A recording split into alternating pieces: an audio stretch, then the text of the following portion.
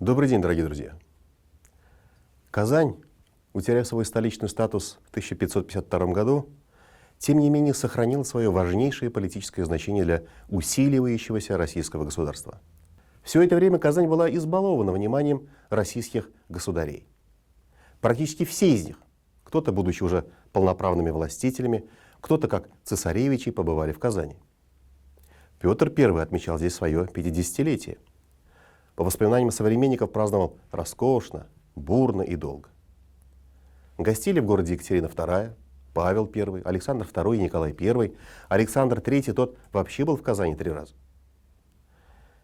Екатерина Великая, ласково прозванная татарами Аби-Патша, бабушка-царица, оказалась потрясена городом. Она прибыла в Казань по водному пути, спустившись от Москвы вниз по Волге. Галера «Тверь», на которой находилась императрица, пристала к причалу на реке Казанке в начале июня 1767 года. Вид с водной глади на Кремль и город открылся величественный.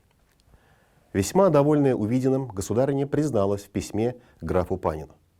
«Мы вчера к вечеру сюда приехали», — пишет императрица, «и нашли город, который всячески может слыть столицей Большого царства». Я обращаю ваше внимание, это написано спустя 2 столетия после завоевания Казани.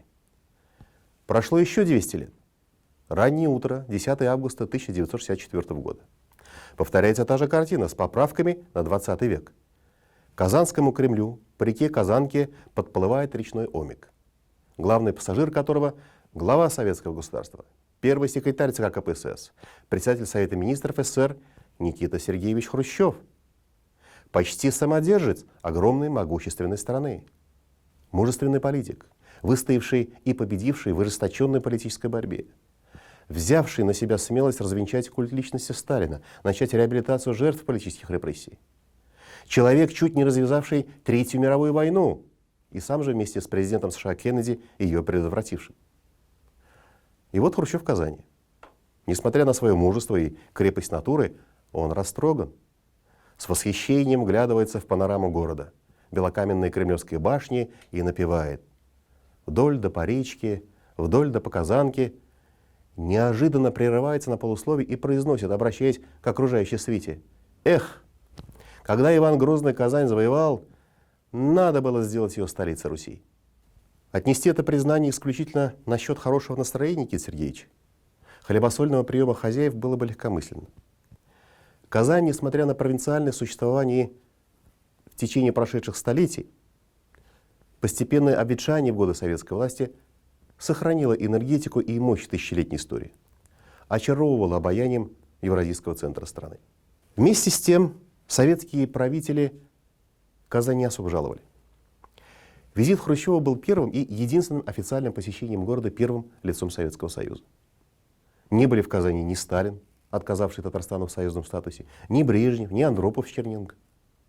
Ленин учился здесь, еще будучи студентом университета, а Горбачев побывал уже в качестве экс-президента Советского Союза. Привести в Казань руководителя страны задача не из легких.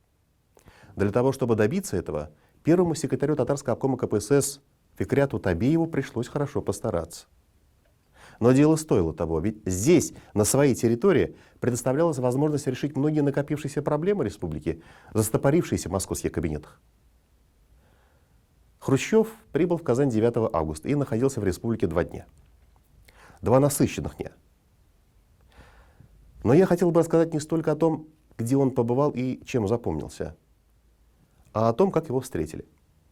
Для этого у меня есть веская причина. Так вышло, что в визит Хрущева вошел одной из страничек в историю моей семьи. Вот фотография прибытия Никиты Сергеевича Хрущева в аэропорт Казани. Она сделана утром 9 августа 1964 года. Улыбающегося главу партии и правительства у трапа самолета встречает 2 девушки в национальных костюмах.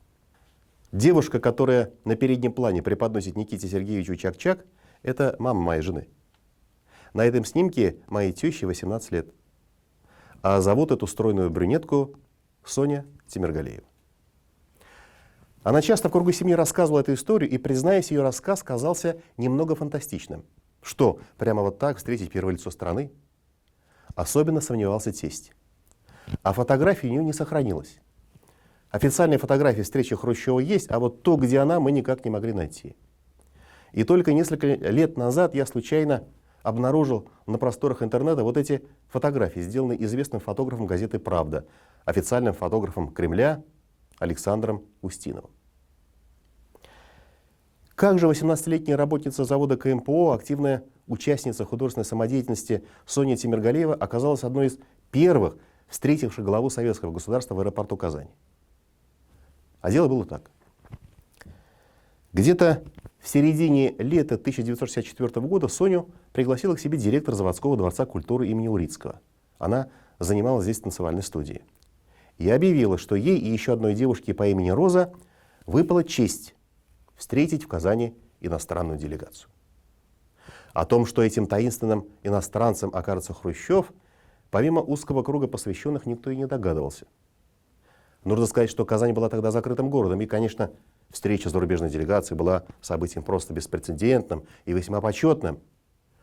К делу подошли со всей серьезностью. Девушек готовили почти месяц.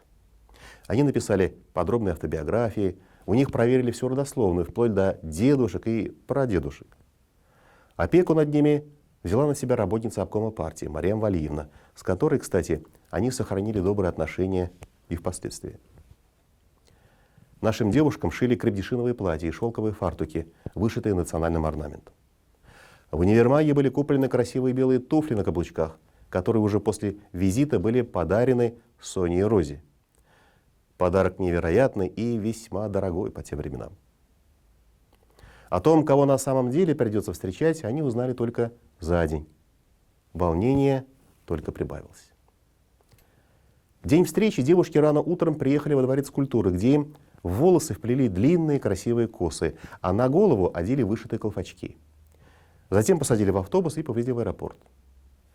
В аэропорту подвели к группе руководителей республики, среди которых выделялся огромный и высокий первый секретарь татарского компартии Фикрят Табеев. Маленькой и хрупкой девушке он показался просто великаном. В это время принесли несколько чакчаков, из которых после придирчивого осмотра по каким-то неведомым критериям был выбран один.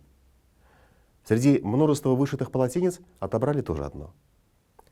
Девушек подробно проинструктировали, как встречать Хрущева, как отвечать, если он задаст вопрос. Вскоре на аэродроме приземлился первый самолет, на котором, как оказалось, прибыла хрущевская охрана. Несколько ее сотрудников побеседовали с нашими героинями, задали им кое-какие вопросы. У меня сложилось твердое впечатление, что они просто хотели на нас посмотреть, поскольку знали о нас все, включая информацию о родителях, рассказывала мне Сания Ахметвалиевна. И вот, наконец, настало время и самой встречи. Вторым самолетом на Казанскую землю прилетел Никита Сергеевич Хрущев. Очень волнуясь, девушки пошли к трапу.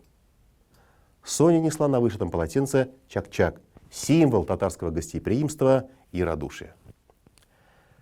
Сания Ахметвалиевна вспоминает, что из самолета вышел небольшого роста, полноватый лысый мужчина.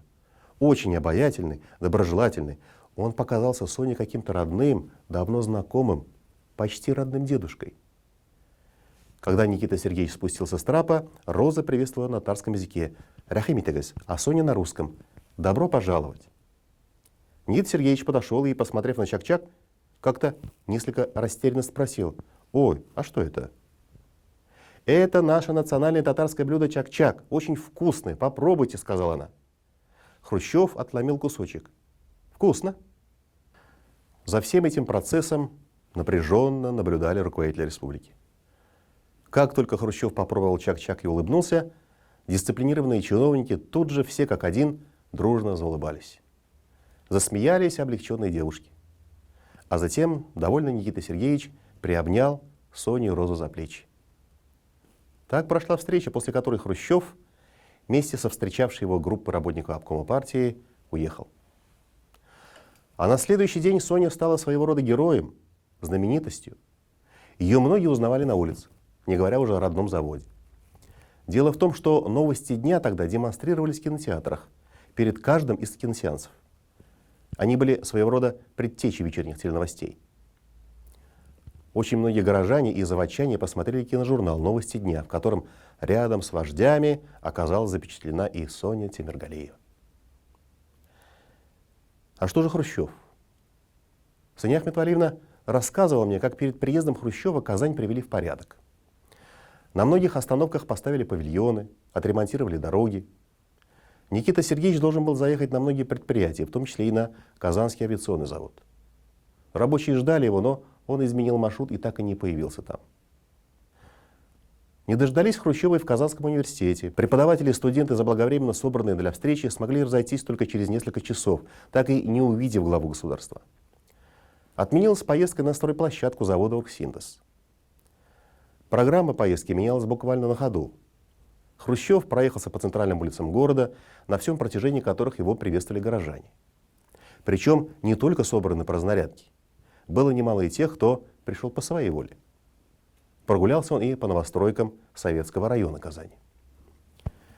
На следующий день, после ночевки на обкомовской даче Барова-Матюшина, Никита Сергеевич отправился знакомиться с нефтяниками и аграриями Юго-Востока республики. И именно здесь, показывая ему ромашкинское месторождение, кто-то из нефтяников произнес ставшую знаменитой фразу о том, что ведро татарской нефти обходится дешевле стакана газировки. Были времена, когда за счет этого действительно держалась экономика всей нашей огромной страны. Здесь Хрущев увидел и трубы, из которых вырывались факелы сжигаемого попутного газа. Никита Сергеевич даже обеспокоенно поинтересовался, а нельзя ли, мол, как-то использовать газ, к примеру, для отопления теплиц. Но внятного ответа не получил, поскольку не могли тогда сказать главе правительства о том, что нет в стране подобных технологий и возможностей. Нужно сказать, что попутного газа у нас в республике за пару десятков лет сожгли на многие бюджеты целых государств. А затем Хрущев увлеченно знакомился с работой передового колхоза «Авангард», раздавал советы. В сельском хозяйстве он разбирался хорошо и чувствовал себя в этой сфере докой. Здесь, при знакомстве с жизнью сельчан, рассказывают, что случился забавный инцидент. Возможно, историю додумали, а может, это и чистая правда. Чтобы порадовать Никиту Сергеевича, подготовили к его визиту образцовый дом колхозника. Ввиду явной бедности труженика колхоза, загодя привезли в дом счастливого хозяина жилища мебель, посуду и продукты. А после отъезда Хрущева пришли к нему забрать все обратно. Но колхозник, уже проникнувшийся симпатией к новому доселе невиданному имуществу, оказался не промах. Пригрозил, что отправит телеграмму лично Хрущеву и расскажет об этом форменном очковтирательстве и подлоге. Пришлось отступить и оставить ему в качестве отступного мебель. Посуду, говорят, все-таки забрали. Но крестьянин остался не в накладе. Здесь же, в Вознакаевском районе, для Хрущева организовали обед на лоне природы. Этот лес, где трапезничал Никита Сергеевич, и поныне называют хрущевским. Банкет был шикарный. Столы ломились от блюд татарской национальной кухни. Командовал парадом изобилия легендарный шеф-повар Юнус Ахметзянов. Спиртное Хрущев не пил, поэтому и остальным пришлось лишь поднимать тосты и ставить наполненные бокалы обратно на стол. Никите Сергеевичу особенно понравилось блюдо тутарган-тавык, фаршированная курица. Рассказывали, что он даже забрал несколько штук с собой в дальнейшую дорогу. А вечером Хрущев уехал в Башкирию на совещание с нефтяниками. Взял с собой и первого секретаря татарского обкома Табиева, хотя тот изначально совершенно не планировал ехать. Но отказаться от предложения, понятное дело, не смог. Впечатления о Татарстане у Никиты Сергеевича сложились самые благожелательные. Он даже планировал наградить высокими наградами некоторых особенно отличившихся аграриев республики. Но награды своих героев так и не нашли. Увы, уже спустя 2 месяца, 14 октября 1964 года, Никиту Сергеевича Хрущева освободили от всех должностей и отправили в отставку. Бывшие соратники сохранили ему жизнь и относительную свободу, что было свидетельством, что Хрущеву удалось изменить дух эпохи, атмосферу и нравы в стране. Страна стала другой. Визит Хрущева в Казань и республику стал достоянием истории.